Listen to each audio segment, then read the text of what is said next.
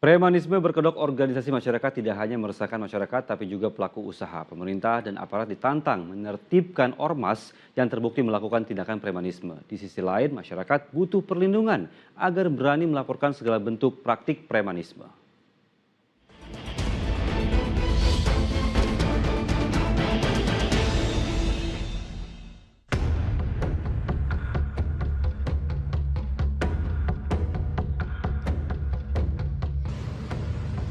Upaya memberantas premanisme bukan hal mudah dan kerap mendapat perlawanan.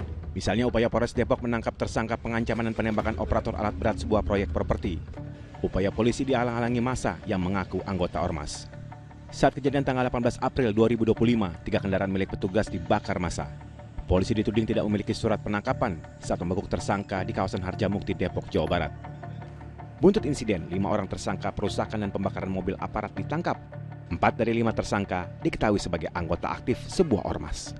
Penyidik melakukan tindakan menjemput pada yang bersangkutan sehingga pada saat dilakukan penjemputan terjadi upaya dari yang bersangkutan dan para berikutnya seperti tadi disampaikan dan dijelaskan oleh Bapak Dirkrimum terjadi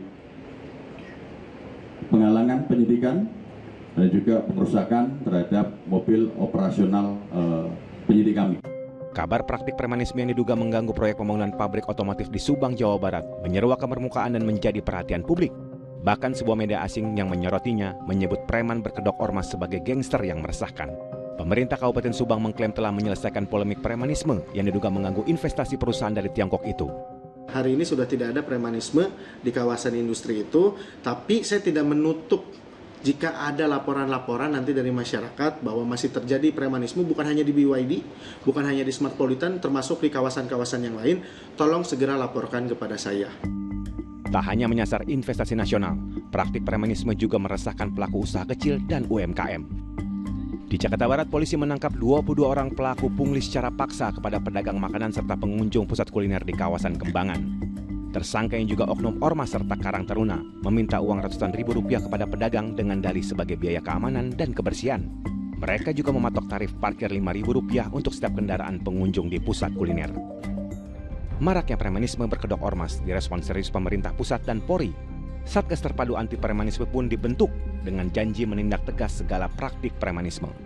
Dan saya minta kepada masyarakat yang merasa di sekitarnya ada kegiatan preman segera lapor dan kita akan perintahkan seluruh anggota untuk menindak tegas. Tindak lanjut dari apa yang menjadi perintah Bapak Presiden bahwa preman harus tindak. Sementara masyarakat yang jengah dengan premanisme juga butuh perlindungan agar berani melaporkan tindak kriminalitas yang dilakukan sekelompok orang mengatasnamakan ormas. Oh, justru berani saya.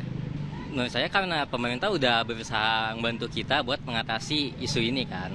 Masa kita sebagai warga harusnya mendukung dong. Saya nggak takut ya selama saya benar. Dan ini kan menurut undang-undang juga untuk premanisme ada yang mengatur kan di undang-undang. Jadi saya nggak takut karena saya nggak salah. Hal itu menjamin keselamatan kita ya pasti saya laporin sih.